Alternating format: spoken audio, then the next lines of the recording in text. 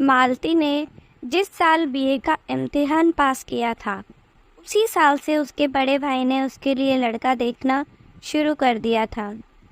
इस सिलसिले में राकेश का पता चला, जो इंटर कॉलेज चंपतपुर में अंग्रेजी पढ़ाता है।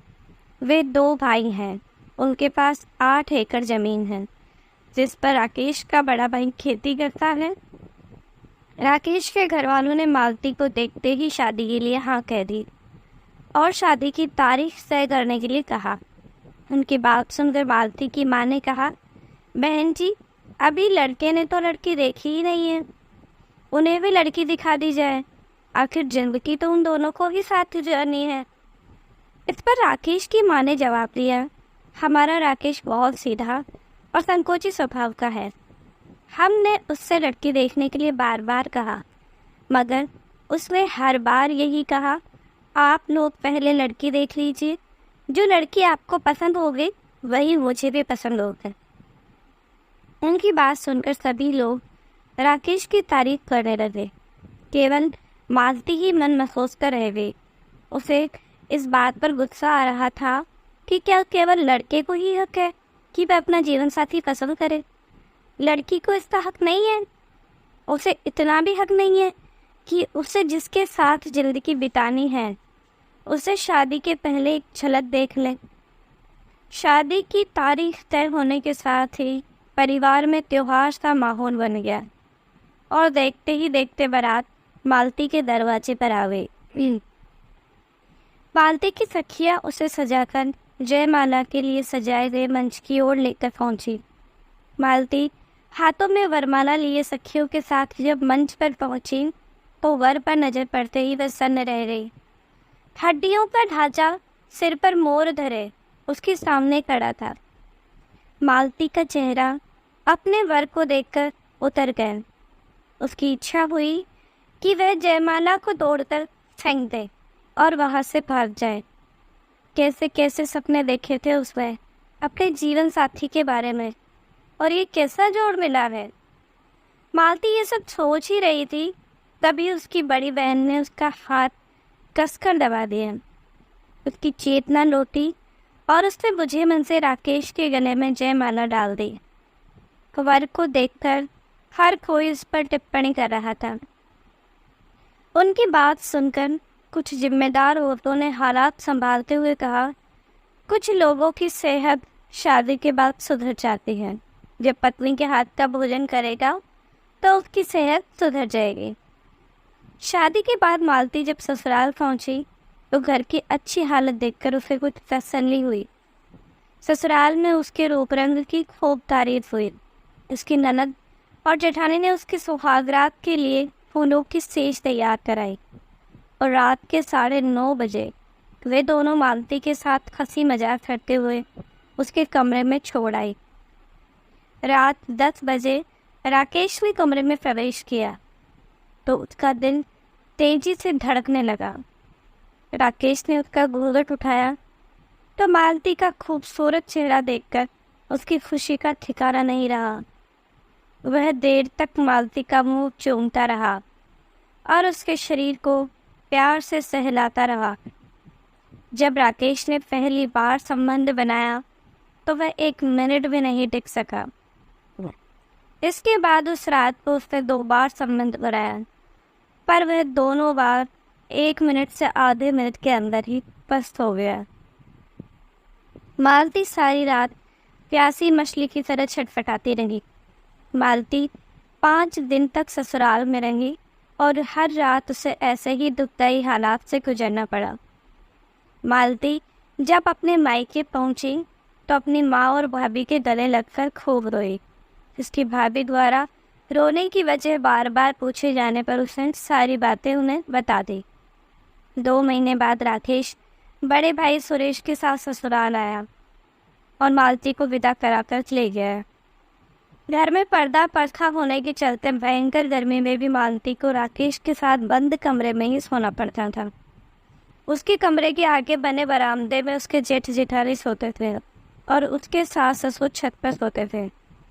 एक रात जब राकेश 1 मिनट में अपनी मर्दानगी दिखाकर खर्राटे भर रहा था और मालती काम की आग में जलते हुए सोने की कोशिश कर रही थी। तभी बरामदे में चारपाई के चरमराने और औरत के चित्कार की आवाज़ उसे सुनाई दी। यह आवाज़ तकरीबन 20 मिनट तक उसके कानों में गूंजती हुई उसकी तड़प को बढ़ाती रही। अगले दिन फुर्सत के पलों में मालती ने अपनी जेठानी को बातों ही बातों में आभास करा दिया कि कल रात जब वह जेठ जी के साथ धमाचौकड़ी मचा रही थी तो वह जाग रही थी। मालती की जेठानी ये सुनकर शर्म से पानी पानी हो गई। फिर सफाई देते हुए बोली, क्या करो, रात में भोजन करने के बाद उन्हें होश ही नहीं रहता है। मेरे शरीर को तो वे रुई की तरह ढूंढकर रख देते हैं। उस समय इनके शरीर में बिजली जैसी फुर्ती और घोड़े जैसी ताकत आ जाती है। घंटों छोड़ते ही नहीं, मैं तो बेदम हो जाती हूँ और अगले दिन घर का काम निपटाने में भी मुश्किल हो जाती है। जेठानी की बात सुनकर मालती का मन हुआ कि वह अपनी छाती पीट लें, मगर उसने हंसकर कहा, तुम जेठ जी को मनमानी करने दो, घर का काम मैं संभाल लूँगी। इस चर्चा का नतीजा ये हुआ कि उस रात मालती की जेठानी बरामदे में न लेटकर अपने कमरे में जाकर लेट गई। रात में जब उसके जेठ ने अपनी पत्नी से कहा, वह क्यों गर्मी में सड़ रही है, यहाँ बाहर ठंडी हवा में क्यों नहीं लेटती? आज मैं कमरे में ही लेटूंगी, तुम्हें वहाँ लेटना हो तो लेटो, जेठानी ने कमरे से ही जवाब दिया। मालती अपने कमरे में लेटी उन दोनों की बातचीत सुन रही थी। राकेश मालती को कुछ क्षणों में अपनी मर्दानगी दिखाकर हाँफता हुआ एक तरफ को लुढ़क गया और जल्दी ही गहरी नींद में सो गया। मगर मालती को आधी रात तक नींद ही नहीं आई। इस बीच वह अपने कमरे से बाहर निकली। बरामदे में उसके जेठ फर्राटे धर रहे थे। बाथरूम से जब वह वापस लौटी तो जेठ की चारपाई के पास आकर उसके पैर ठिठक गए। उसने एक क्षण रुककर पूरे घर का जायजा लिया। घोर सन्नाटा पसरा हुआ था। उसे इत्मीनान हो गया कि सभी लोग गहरी नींद में सो रहे हैं। तो वह हिम्मत करके सुरेश की चारपाई पर उससे चिपक कर लेट गई। नशे में चूर सुरेश की नींद जल्दी ही खुल गई और उसने मालती को दबोच कर संबंध बनाना शुरू कर दिया। जल्दी ही मालती की झिझक दूर हो गई और वह भी सुरेश का साथ देने लगी। जब सुरेश की पकड़ धीमी पड़ी तब तक मालती संतुष्ट हो चुकी थी।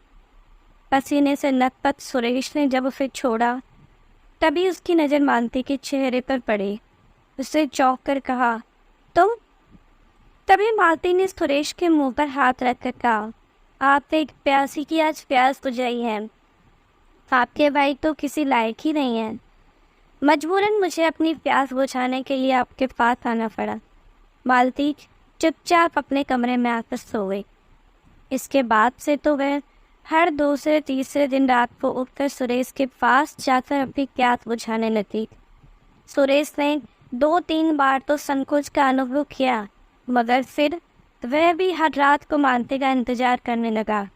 उसकी अपनी पत्नी तो बच्चे पालने में ही परेशान रहते थे। फिर उम्र के साथ ही उसका जोश भी कम होता जा रहा था। सर्दियों में मालती ने सुरेश से नींद की गोलियां मंगवा ली और रोजाना खाने में नींद की गोलियां डालकर राकेश और अपनी जेठानी को देने लगे।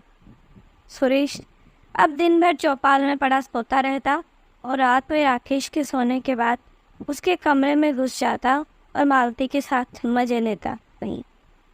मगर एक रात सुरेश की माँ जब आंगन में शौचालय जा रही थी तभी सुरेश को मालती के कमरे से निकलकर अपने कमरे में जाते हुए देख लिया। वे दबे पैर मालती के कमरे में गई। राकेश खर्राटे भर रहा था। उन्होंने मालती को बाल पकड़कर उठाया और बोली, वर्जित फल खाते हुए शर्म नहीं आई तुझे? उलच्छी नहीं। मालती चोरी पकड़े जाने पर पहले तो सफ पकाई, मगर फिर संभल कर बोली, भूख पर एक सीमा तक ही काबू रखा जा सकता है अम्मा। वर्जित फल स्वाद के लिए नहीं, मजबूरी में खाती हो। तुम्हारे बेटे को तो औरत की जरूरत ही नहीं है। मैं उनके सहारे नहीं रह सकूंगी अम्मा। उन दोनों की बातचीत सुनकर राकेश भी जाग गया था।